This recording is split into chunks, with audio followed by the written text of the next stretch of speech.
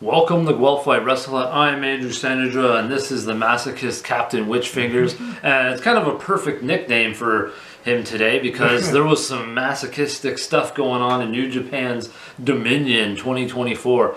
Really good show, I thought. A lot of creativity from everybody, and the main event was the Best of the Super Juniors final between Taiji Ishimori and El Desperado, two legends of the division. And that was a pretty good match, I thought, and well-deserving win for El Desperado, plugging away for all these years. Finally getting the win there. I was a bit disappointed. I wanted Bone Surgery to win, but Well, ultimately we wanted you wanted TJP to win the Best of Super Juniors, and I wanted Doki. They both lost in the semifinals, but we did pretty well overall with our picks. You got two that made it to the pretty deep to the pretty far, and I had all four guys who made it to the semis surprisingly. That's crazy. And one guy away from getting the win. So. But yeah, it was a really cool match. El Desperado put out a few different things. I hadn't seen him doing that Tope Con Hero in ages. And Taiji Ishimori, he pulled out plenty of new things, or not new things, old things from the past to really excel this match. So you had a lot of back and forth of ground stuff, submissions, working the limbs to get to their submissions, big moves, some aerial, high pace. It was a really good mixture overall. Yeah, Bone Surgery is pretty dirty. He took out the padding and they shoved him in there, break his shoulder, then grabs him and does another shoulder breaker, and then I heard a scream, we don't know who it is. Maybe it's he break his knee. Or I thought Ishimori hurt his knee doing it. He hurts himself doing the move. I wasn't sure. Well, there was also a cool clip where the break both his arms. Here's another one. Oh, break another other arm. I had those notes, you jackass. I called it the double arm ripper.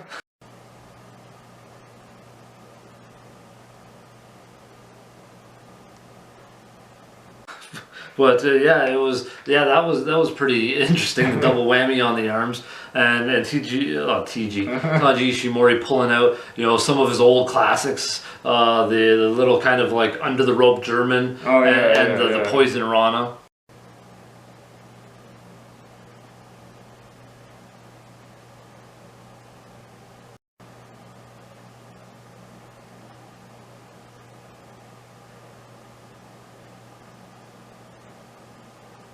I love that sliding German. I think that was wicked. But man, the El Desperado, he killed him at the end, man. That power driver was. What does he call it? It was a pinchy crazy. Something. Pinchy. I was like, what is the? I don't know what it is. If it's a Mexican word or not. But yeah, the double whammy. Two kind of variations of his finisher that he has to really close out the old Triple H sort of spiked pedigree. To me, those double finishers, double death. Yeah. Once you get it, you're done for.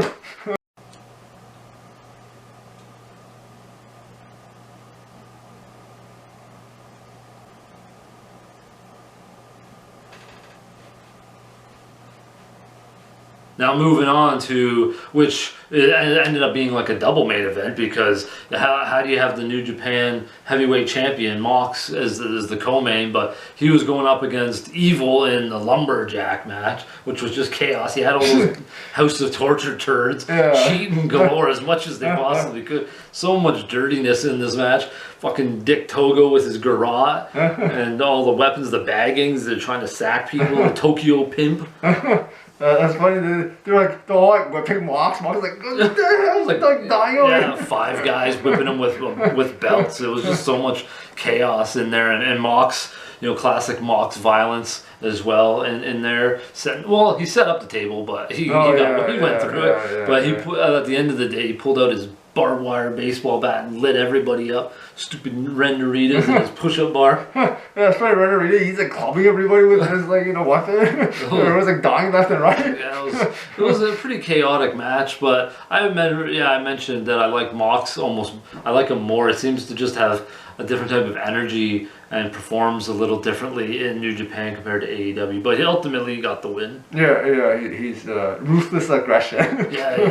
One of my matches I was really looking forward to was Hinari versus Shingo Takagi. I really like Hinari. He's just so you know, evolved now. Now he really has like an intense personality and character now that he's become the face of Fury. And this match was just stiff, brutal match, like just brutal thudding strikes from each other, whether it was the slaps, the kicks, the headbutts, you know, it was just nasty. These two guys were tough as nails. I don't know how many times it seemed like they were just hitting each other like for real. Yeah, they were going hard. And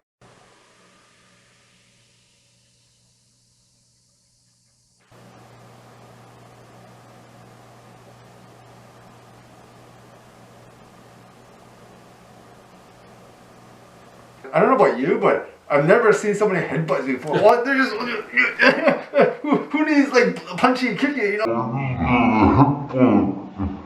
And did you see that flying headbutt? That was crazy. The flying sausage headbutt.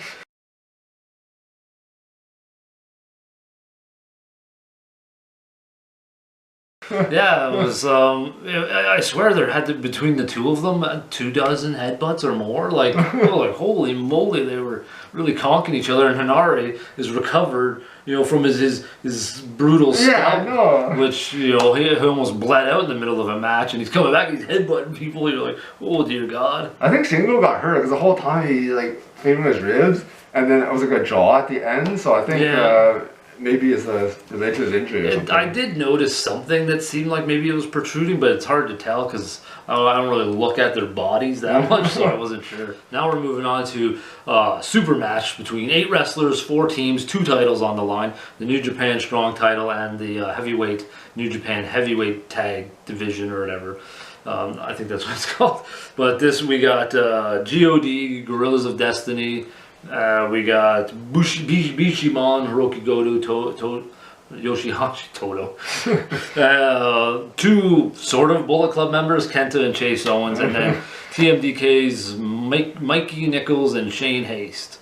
Pretty good overall stuff going on in this match. A bit surprising that the two teams that held the titles were the first 2 teams eliminated out of the 4. Oh, yeah. So immediately we knew that there was going to be, you know, a super champ out of all of them. You know, like brand new ones at least. Yeah, we saw some really cool tag team moves in there that I think I've seen before. And it's kind of cool to see like TMDK like win the belt. I think he said like the first time. Yeah. And like they've always like been in the final, but they always lost. And like now they're, you know, they got the both tag team belts. Yeah, they only had the New Japan Strong tag belts for like a very brief moment, but I always noticed like they kept getting close, and I was like they kept losing. I was like, oh, maybe they'll never win it or something. But you know, they finally got it, which kind of made sense to me. I feel like out of all the 4 teams, they seem to have the most momentum of late, at least according to me.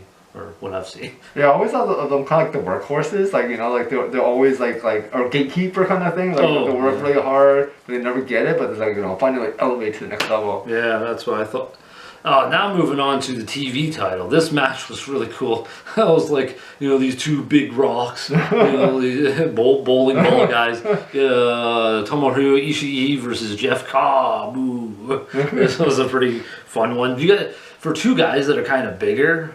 Even though they're big, but they're short. But anyways, you know, quick, athletic, fast for 2 essentially heavyweights in my opinion. They had the unique clotheslines that you seem to like. You know, Ishii's clothesline slash into a pin, and then you know what was like the sickle cycle or something. Yeah, where you hit up, you like slammed him, and then like clothesline again on the ground. Like, oh, cool. Clothesline the guy with it, and he like put all his weight into it. Yeah, you know, it's not with authority.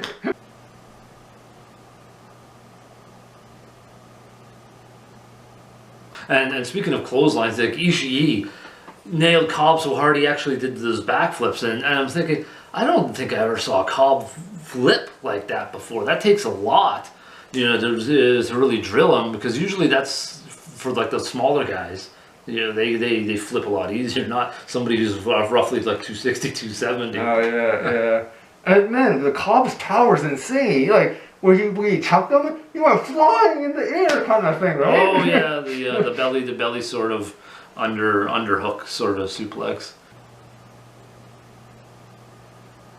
Yeah, it certainly shows that Jeff Cobb power. Well, and speaking of power, like the ending, not sure, but I don't recall him using a pop-up to catch a guy for the Tour of the Islands. I've seen him do other things like ripcord ones and counter out of things, but I haven't seen him do like a pop-up powerbomb. So that was kind of the first time I think I've seen that, which would take a lot because you got to catch the guy and then he spins, you know, around. So I was like, oh crap, what a pretty cool finish. I like the creative setup for the, you know, for the island. It's not always the same, you know. Yeah. It'll catch you in like all kinds of. Well, and that's what we were speaking about on our last video, the Best of Super Juniors, our wrestling breakdown. Check out that video. We got a cool comment from a wrestler on there for the first time. Yeah, but we were talking about like innovation, that guys trying to, you know, innovative ways that they use their finishers or get into them, like, you know, Kushita's hoverboard lock out of a Spanish fly off the top rope, right? But yeah, anyways, that was a really cool match. I liked that one quite a bit. Then we're going on to this one's a bit surprising the way it went. The 6-man tags. The never open weight or whatever it's called.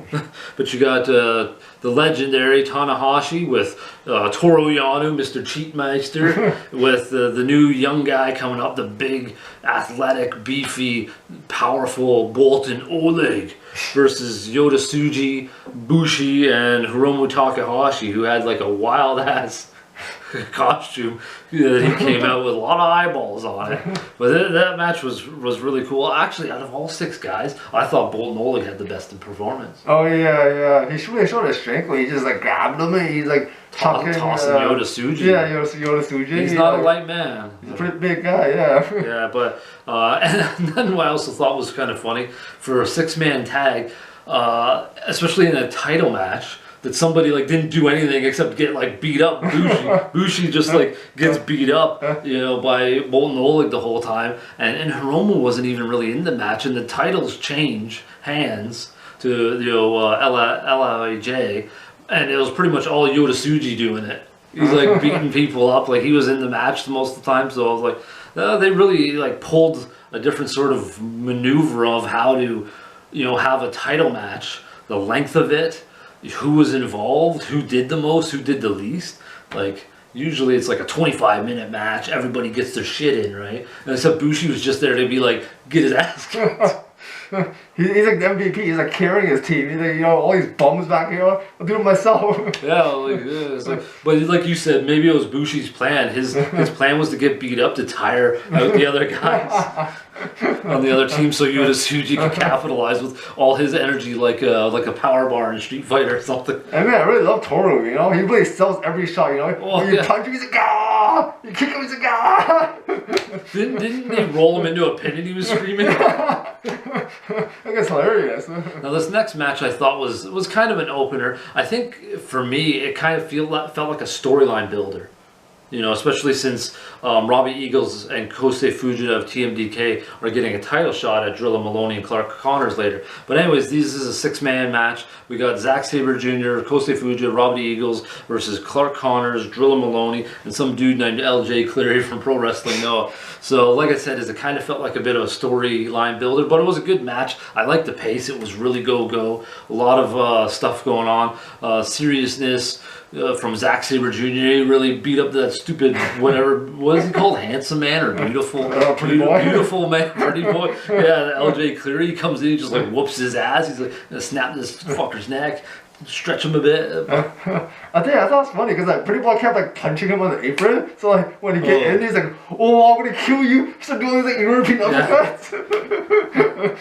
And then at the end, he pins him with his knees, like so nonchalant. He's like, "Take that, you some Pretty Boy." Well, that's what I mean. Is like I feel like there was storylines, and then they were gonna build this in and have it move forward like that, almost like Drilla Maloney and Clark Connors are a bit done with TJP and Akira, now it's going to be Kosei Fujita and Robbie Eagles, which are kind of two very similar guys to Akira and TJP. You got the vet teaching the younger guy, kind of similar, you know, trajectory for that one there. Yeah, for sure. And then there's also a crazy like 3-way submission where like one guy grabs his arm, one guy grabs the other arm, one guy's like grabbing his legs and go on. They're all changing limbs. They're like, okay, it was like magical chairs with Clark Connor's limbs. It was like the rest of the count of 5. It was like, okay, we'll break. And then they go to another.